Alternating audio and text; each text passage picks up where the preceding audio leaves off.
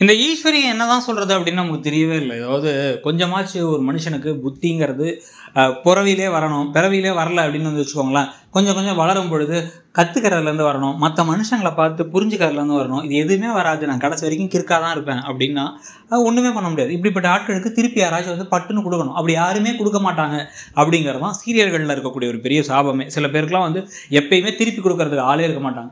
At least ஈஸ்வரிகிட்ட வந்து பார்த்தீங்க அப்படின்னா ராதிகாவோ ராதிகாவோட அம்மாவாச்சு திருப்பி கொடுத்துக்கிட்டு இருந்தாங்க. கடைசியில் அவங்கள மிகப்பெரிய வில்லியாலாம் ஆக்கி கடைசியில் வந்து அவங்களை அடித்து துரத்தி விட்டாச்சுன்னு வச்சுக்கோங்க.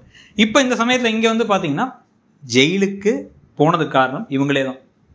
இவங்க தேவையில்லாமல் வந்து எல்லாரும் வேணான்னு சொல்லி என் பிள்ளையோட தான் இருப்பேன் அப்படின்ட்டு விரும்பாத இடத்துக்கு போய் அழையாத விருந்தாளியாக உட்காந்துருந்தாங்க.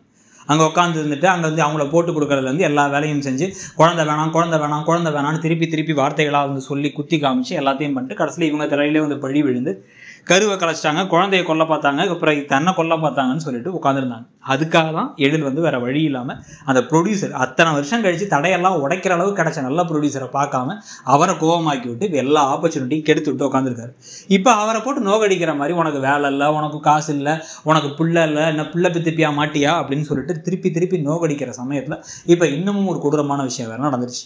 செழியன் காசு கொடுத்தாரு, வீட்டுக்கு காசு கொடுக்குறாரு. காசு கொடுத்ததுக்கு பிறகு வந்து பார்த்தீங்க அப்படின்னா இதில் என்ன நடக்குது, இப்போ அவர் கொடுத்த பணத்தை இப்போ வந்து இப்போ எல்லாரும் முன்னாடியும் வச்சு கொடுத்ததுனால எழிலை பார்த்து நீ ஏன்டா பணம் கொடுக்கல, உன் வீட்டு பொறுப்பு உனக்கு தானே இருக்கு, எப்படா அப்படி இருக்க, ஒரு வேலைக்கு கூட போக மாட்டியா, எத்தனை நாள் வந்து சினிமான்னு சுற்றிட்டு இருக்க போகிற அப்படின்னு ஈஸ்வரி கேட்டதே நமக்கு கடுப்பாக இருந்துச்சு.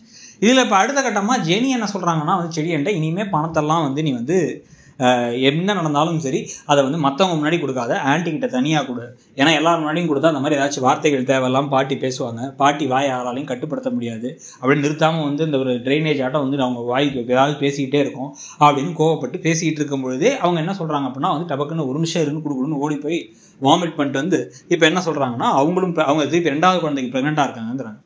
இப்போ ஜெனி ப்ரெக்னென்ட் ஆனதுக்கு வந்து பாட்டிக்கு ரொம்ப சந்தோஷமாமா, ஈஸ்வரிக்கு சந்தோஷமாமா, பாராட்டிட்டு அப்படியே திரும்பி அமிர்தாவை பார்த்து எப்போ குழந்தை பெற்றுக்க போகிறேன், எல்லாரும் முன்னாடியும் வச்சு இப்போ குழந்தை பெற்றுக்க போகிறேன், இப்போ ரூம்குள்ளே போங்க, ஒரு குழந்தையோட வெளில வாங்க அப்படிங்கிற மாதிரி இப்போ பேசிகிட்டு இருக்காங்க. இந்த சமயத்தில் அமிர்தாவாச்சு டக்குன்ட்டு கொஞ்சமாக அறிவு இருக்குதா கிளவி உனக்கு அப்படிங்கிற மாதிரியோ இல்லை வந்து கொஞ்சமாக வாயை மூடுங்க பாட்டி, எல்லாத்தையும் நான் சொல்லியாச்சு, அவர் வேணாங்கிறாரு, இதுக்கு மேலே எதுவும் பண்ண முடியாது என்னால், உங்களுக்கு அவ்வளோ வெறுப்பாக இருந்தால் சொல்லுங்கள், நான் பேசாமல் ஊருக்கு கிளம்பி போயிடுறேன், நாங்கள் இந்த வீட்டை விட்டே போயிடுறோம் நாங்கள் அப்படின்னு ஒன்று அமிர்தாவோ இல்லை எழிலோ சொல்லிடுறோம். நாங்கள் வந்து எங்களால் முடிஞ்ச காசை பார்த்துட்டு 5000 4000 நாங்கள் வீடை பார்த்து போயிடுறோம், தனி கொடுத்து நான் போயிடுறோம், எங்களால் உங்க கூட வாழ முடியாது, இப்படி ஒரு மனுஷி கூட எப்படி தான் இருக்கிறதுன்னு தெரியல, உங்களால் தான் நான் வந்து என் வேலையே போச்சு, எனக்கு இப்போ வந்து நல்ல ப்ரொடியூசர் கிடைச்சது, நீ போய் உட்காந்து ஜெயிலுக்குள்ளே உட்காந்துட்டுன்னு பரிதாபமாக பார்த்து நான் உட்காந்துருந்ததுனால தான் எனக்கு போச்சு அப்படின்னு எழிலாச்சு சொல்லிட்டு கிளம்பணும். கடைசி வரைக்கும் யாருமே சொல்ல மாட்டாங்க, ஈஸ்வரியை பேச விட்டு வேடிக்கை பார்ப்பாங்க, அழுதுகிட்டு இருப்பாங்க அப்படின்னா நமக்கே பார்க்குறது கடுப்பாக இருக்கும். உங்களுக்கு என்ன தோணுதுங்கிறத சொல்லுங்கள். தேங்க்யூ.